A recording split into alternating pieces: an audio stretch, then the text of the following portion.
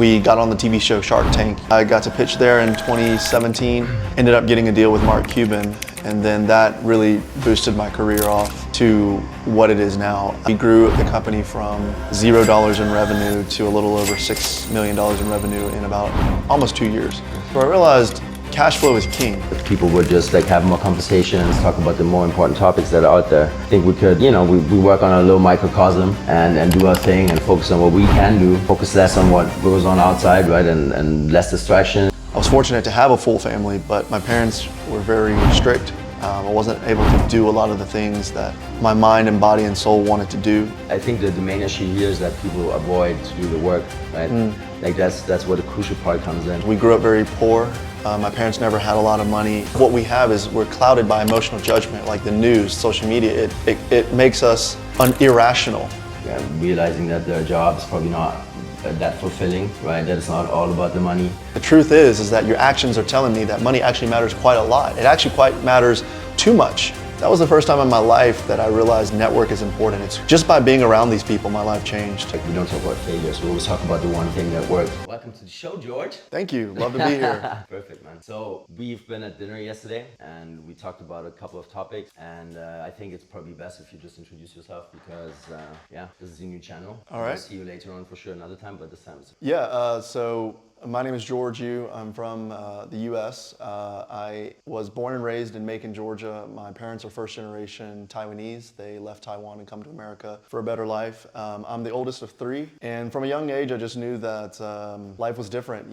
I looked at life differently than how other people did. It led me on this journey of where I am today. I'm 33 years old. I would say I have been called an entrepreneur, a real estate developer, a person of many questions, and I think life is just a big puzzle for me. It's something exciting to wake up every day and see. I look around in the world and I don't agree with a lot of the things. I mean, I see most people going one way and I go the opposite way. That's kind of who I am. I'm a contrarian. So I question everything. I'm saying, why is everybody going this way and not that way? So I went to school to be a doctor. My parents really encouraged me to do that. I actually did not finish. Towards senior year of college, I dropped out because I just couldn't wake up and go to school. I thought I was lazy for some time, but I realized I wasn't lazy because I could stay up for 4 days in a row playing Halo or Call of Duty, eat one Hot Pocket, take one shower, and that was easy for me. But to sit through a 30-minute lecture or an hour lecture, I couldn't do it. So I realized it was what I was doing that my body, my soul wasn't in tune with. And I dropped out and quit, and a lot of my friends tried to get me to stay. I didn't, and now looking back, since then I have started a product development and manufacturing company. It was called WindPouch, and we imported all different products overseas like drones, hoverboards, Bluetooth speakers, hair, beauty products. The last product that we made was an outdoor inflatable hammock. It was in 2016, it went viral, and we got on the TV show Shark Tank. You're familiar with Shark Tank? Yeah, of course. In the USA, so I got to pitch there in 2017, ended up getting a deal with Mark Cuban, and then that really boosted my career off to what it is now. Through that process, we grew the company from $0 in revenue to a little over $6 million in revenue in about almost 2 years. Nice. And it was just me and my brother and my really good friend Jack. And that taught me a lot, that business. And it really showed me that people are your number one asset in life. It's who you know, not what you know, really, that matters at the end of the day. And that company, I didn't make as much money as I should have because I didn't know the things that I knew today, but it was a great stepping stone to what I'm doing now. And so I eventually sold that company 2 years afterwards. Mark told me after the show that I should just sell it because our sales were starting to plateau and decline. We had a lot of competition from knockoff products in China, Europe, Asia, everywhere. So I ended up selling it, and I just had one question in life, really. I remember there being a time where I was supposed to be very happy. I had sold the company at that time I was 25 years old. So I should have been very happy, but I kind of felt a little worried, weirdly enough. I felt worried because I was looking at all this money in my bank account, but months would pass and I would not have any extra money coming in. I just had this lump sum. And I realized at that time, that's when I realized having $1 million in your bank account or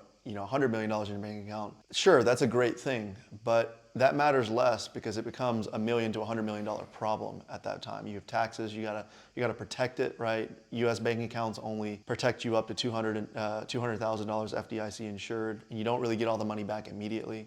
So at that time, you're a steward of the money, and you have to take care of it. And every week, every month, I was cutting into my savings because I wasn't getting any cash flow in. So I realized cash flow is king. Like I really need the cash flow. So what do I do to get that cash flow? And more importantly, it had to be passive cash flow. And so I started a real estate company. I started buying up houses all over the United States. We call it fix and flip, but I didn't flip, I kept. So I fixed them up and rented them out, because I wanted to keep them. At that time in college, I had bought two, rewinding the story a little bit, I bought two houses from my uncle for about $40,000 US, and they both rented they were 3-bedroom, 1-bathroom, built in 1950. They rented for about $650 to $700 a month, and it's small money compared to what we were doing in WindPouch, so I forgot about the houses for 2 years. Once I sold the company in WindPouch, I looked back and I was like, oh my God, did they pay me? I didn't even look. So I logged in my account, and sure enough, the last 2 years, every month, my deposit hit. And I remember having a very easy feeling, whereas I had all this money in the bank account, I had a very not happy feeling, just kind of a worried, anxiety feeling. But when I saw in the last 2 years that I completely, that's how hands-off it was. I had forgot that I owned these houses. The deposits were in, and I just thought, well, it's only $1,400 a month for the last 2 years, but man, I just need like 50 of these houses, and then I could make about $25,000 a month, and then I could be truly free, because I realized in order to be truly free in life, you don't really need $1 million in the bank. You need $5,000, $10,000, $20,000 coming in, whatever your freedom number is passively. And so in the last 5 years, I started a real estate development company. We started building affordable apartments all over the southeast of the United States, Georgia, Alabama. We're getting into Tennessee, Florida, and what we do is pretty unique.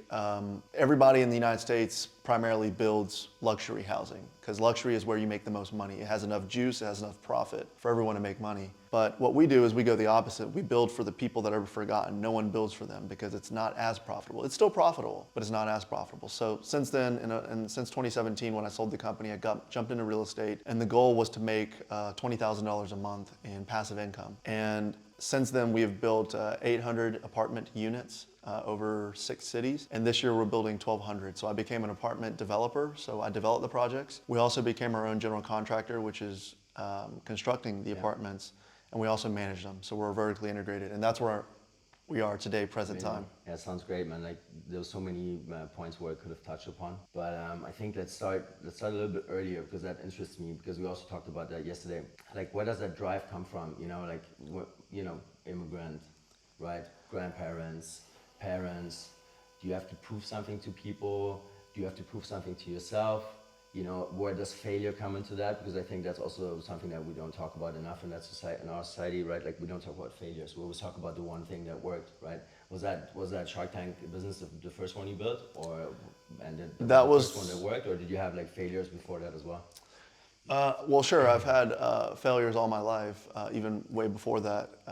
I grew up in a very tough family. I think I was raised by my mom and dad, and I was fortunate to have a full family, but my parents were very strict. I wasn't able to do a lot of the things that my mind and body and soul wanted to do. And so I failed at convincing them to let me do what I needed to do, and ultimately I had to make the tough choice to leave. And so I left the house at the age of 15 a couple times and lived with my friend, and then I came back. Then I left at 16 and then really moved out. So I left the house probably 2 years before most American kids at the age of 18. So in terms of failure, sure. I mean, there was a lot of failures. I didn't have a girlfriend before probably 20. I wasn't a popular kid. I was behind in a lot of the realms of my colleagues that were in school. In terms of business, that was the first business that I had started. And that, in my mind, is a success, WindPouch was. But in another way to look at it, so if I would have sold that company 8 months earlier, I could have gotten 3 times more than I did. And so in that way, I saw it as a failure. But I didn't have the right information. I didn't have the mentorship that I do now. And obviously, hindsight's 20/20 on those topics. But yeah, I think growing up in an American society, but having old Asian principles guide that was a very tough thing, because on one hand I saw most of my American friends doing one thing, and I was not allowed to do those things most of the times.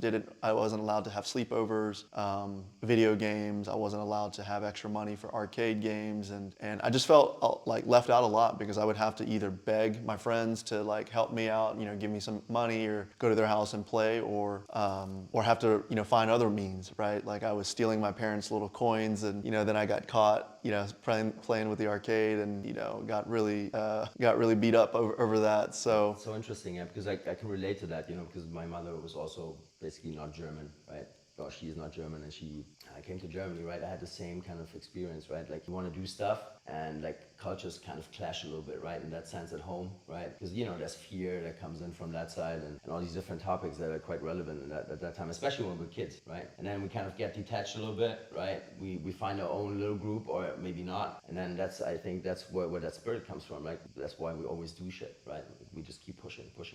You fail 5 times, get up the 6th, and then it works, right? And that's a little bit like, I think that I feel that with you as well. And I also moved out of the house when I was 15, right? So also another similarity that is interesting, because I think the longer you're at home, right, the more you lean on to the parents to do the stuff for you, right? I mean, sometimes sure you have like very strict parents and they push you into stuff, but can be the opposite. But like usually it's that case, right, that you have to go out in the world and see for yourself what really goes on, right? Absolutely. Yeah.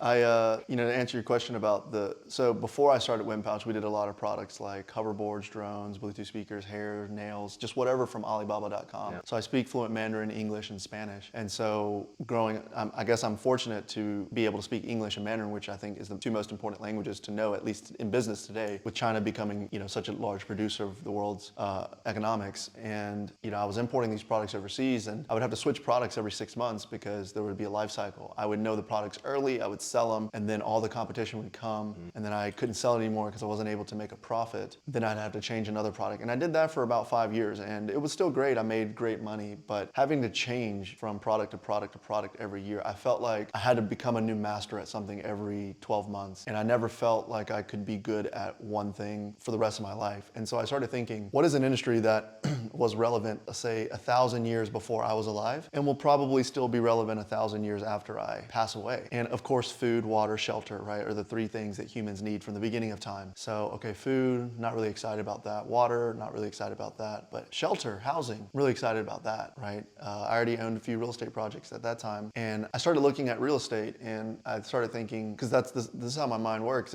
I look at an industry and I see what everyone's doing, most people are doing, and I try to understand what they're doing. And then the question I ask myself is, well, what are they not seeing? Like, what is this industry missing? And it was very simple to tell from looking at the real estate industry what was missing: affordable. Most industries, affordable something is missing, right? Affordable healthcare, affordable transportation, affordable childcare, affordable, gasoline, right? Affordable energy. Everything, prices and cost of goods and commodities are rising across the board, and housing was no different, especially in the United States. And so I realized why is it rising? And yes, of course, some materials have gone up, things have gone up, labor has gone up, but ultimately profits have gone up for these larger developers. And what happens is, just like I follow Elon a lot, Elon Musk, and I saw the way he built Tesla, I saw the way he built SpaceX, and I modeled this model kind of just right off the backs of what he did with SpaceX, with the Starlink. And what he did was he took an industry and cut out all the fat, because the way it works is you would get a government contract, and then you would subcontract out to someone that would subcontract out to someone that would subcontract out to someone, and you'd have to go like 5 layers of profit to finally reach the guy actually building the rocket. And real estate's no different. Just like we were talking yesterday, every industry is filled with fat. They don't want you to paint faster because they want, in Russia they're still painting with rollers, and in America we're painting with spray. We could paint this whole wall in 30 seconds and it would take them 3 hours. But they don't want to increase, because 10 hours means 10 extra times money they can make. So it's the inefficiencies that keep these people in power. And so what I realized in the real estate industry was that the developer, the person that develops the project, is not the same person that constructs the project. And the person that constructs the project is not the one that manages the project. And the one that manages the project is not the one that owns the project. And the one that owns the project is not the one that invests and banks the project. So the banking, the development, the construction, the property management, the ownership of this one apartment, just this one building, it's like 6 layers of people. And so every layer, everybody has to make their profit. And if they don't make their profit, if one person doesn't make their profit, the whole project falls apart. Yeah, it kind of relates relates to all these topics, right? Like it doesn't matter if it's construction or just like you know, jumping the distributor and buying directly from Alibaba. You probably also bought from the distributor, right? Yes. Or say then the manufacturer, but like you already cut out like 2 or 3 distribution points, right? In that chain, and so you could cut down the price. But yeah, those are the interesting times that we live in. I think that's yeah, exactly what you said. Like it's a big issue that we have, you know, because especially most people don't really see through the bullshit, right? Like I think we have to talk about these kind of topics more often, right? This is not going to be the last podcast, I assume, right? So we'll go into more details at some other point. Yeah, it's totally interesting. What I also wanted to touch upon before is like, because you said, you know, like it was difficult in school and you were always like on the sidelines, because I can relate to that. You know, I've always been like kind of on the sidelines in school and yeah, and in that total realm, right, for university and the work life.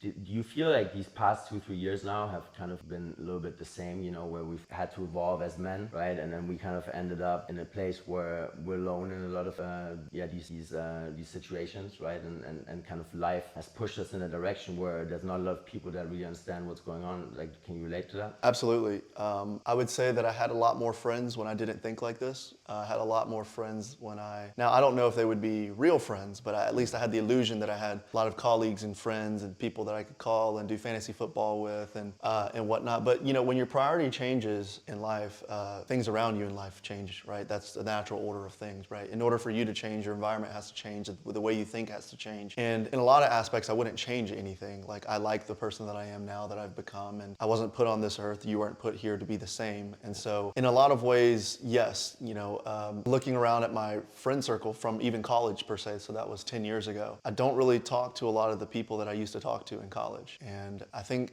ultimately that is the natural progression of things. If you look at our parents, they don't really associate with hundreds of people anymore. They probably associate with 5, maybe 10 on average. And so I think one aspect is that's the natural progression of life. People get busy, you have kids, right? Everyone has their own thing going on. But I think to answer your question about being a man is that, and these topics that we should discuss, I think it is harder, because I think in order for a person to care about topics like these, they must first have the basic fundamentals, like the Maslow's hierarchy of needs. They have to have their basic needs met. Like, are they full? Are they hungry, right? Do they have happiness in their life? Do they have friendship? Do they have, you know, money coming in enough to satisfy them? And if you do have all those things, then you can worry about the extra on top. And it's sad because the system that we're in is designed in a way where you don't have all your needs met. So you're just constantly in a rat race at the bottom, just every day going to work, telling when to show up, when to go, when to get a raise, when to get a bonus, when you're going to get fired. I mean, your whole life is revolving around someone else's schedule. And quite frankly, people think that that isn't risky. But to me, that's the biggest risk you can take, is to give somebody your life and say, you control it. You must have my best interest in mind. Please don't fire me when I'm 60 years old and can't work anymore. Yeah, it's crazy. Yeah, it's interesting because, like, you know, I have a lot of older friends in their 40s, and they kind of, a couple of them, you know, they start thinking about this kind of stuff once they have children, right? So I think that's that little step into a different direction, because you think for the next generation, right? You're thinking, okay, what am I actually doing that I'm contributing in a positive way, so the next generation has like the same good life that I had, right? And that's when, you know, a lot of these you know, so-called like midlife crises happen, right? Because they all of a sudden they're like realizing that their job is probably not that fulfilling, right? That it's not all about the money, that's not all about, you know, the new car, and then they have to rethink the whole substantial way of living, right? So yeah, I mean, we also changed quite a bit these past 2 years, 2-3 years. I think you as well, right? And especially like when we have you know, when we had our son, it was that point in time where we said, okay, we have to change stuff, right? Like leave the city, look for a, you know, more calm situation for him. And then also what you said before was spot on, right? Like we give these children into the system and we give like the child to somebody else to take care of him during the day, right? Like it's the most important hours of the day, from the morning hours to, you know, after lunch. And then we wonder why all these issues arise and why we end up in these situations that we're in. I think you especially, you know, you're also going to do a great job at this, because we think about these kind of topics ahead of time, obviously, and that's the only way to do it. Now we can, I think, we also touched upon the spiritual like topics yesterday, right? I don't want to go like into too much detail because bloody hot in here and we have to leave soon, but No problem. Well, so how the whole journey started with you? Was that during college? Was it like recreational stuff, or how did you get into it? Well, I just knew from an early age that most of life is, at that time I thought life was a lie, because I saw it from my parents. I explained this yesterday. Money was a big topic of ours. We grew up very poor. My parents never had a lot of money.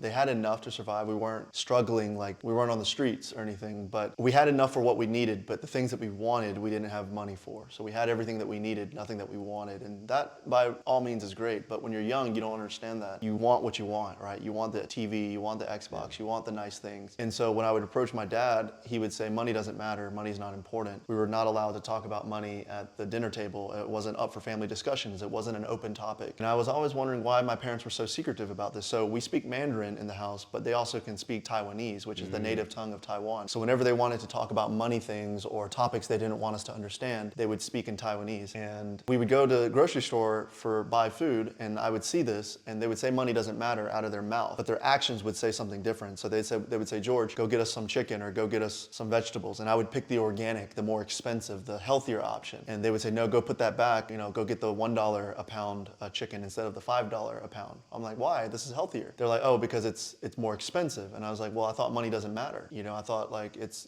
health matters, like life, whatever, family. And I just saw from a young age how people say something and they mean something different. And I saw it over and over. It was a pattern. Like life is a pattern, right? We talk about pattern recognition. And I think that is the most important thing that I've been able to catch on, is being able to take a look at a situation and just take my feelings out of it. Because a lot of what we have is we're clouded by emotional judgment, like the news, social media. It makes us irrational. We're not logical anymore. It makes us emotional to the point where we lose all logic. We just hate this for some reason, or hate that person for some reason, or this idea. But it's not the case. You have to sit back and relax and be rational and see, okay, well, why is my parents saying out of their mouth that money doesn't matter, but their actions, everything about their actions. Like we went to go eat at restaurants. We ordered by the price, not by what we wanted.